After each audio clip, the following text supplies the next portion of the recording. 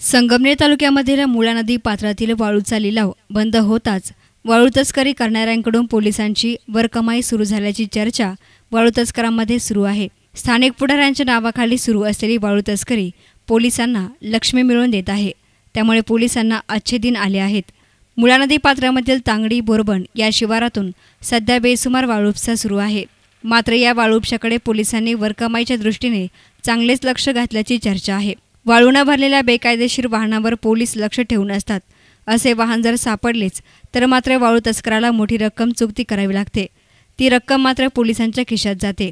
या उपर तेथून पुढे वाळू तस्करी करणाऱ्या त्या तस्कराला महिना बांधून द्यावा लागतो। या पद्धतीने मोठ्या प्रमाणात वरकमाई छापण्यात सध्या पोलीस दंग आहेत, असं वाळू तस्कर सांगत आहेत। गेल्या आठवड्यात 3 वाहनांची मोठी तोडपाणी झाल्याची चर्चा असून एका स्थानिक बड्या पुढाऱ्याच्या नातेवाईकाचे वाळूने भरलेले वाहन पोलिसांनी पकडले होते। मात्र तस्कराने भाऊचे नाव सांगितल्यावर पोलीस जागेवर आले। भाऊ म्हणताच सदर वाहनं पोलिसांनी सोडून दिले, असे वाळू तस्कर स्वतः सांगत आहेत। मुळा नदी पात्र पोखरण्याचे काम वाळू तस्करांनी चालवलं असून पोलिसांनी मात्र सौताची तुंबडी भरण्याचा सपाटा जोरात चालवला आहे। जर अशीच राजरोस वाळू उपसली गेली तर मुळेचे नैसर्गिक सौंदर्य लोप पावण्यास वेळ लागणार नाही।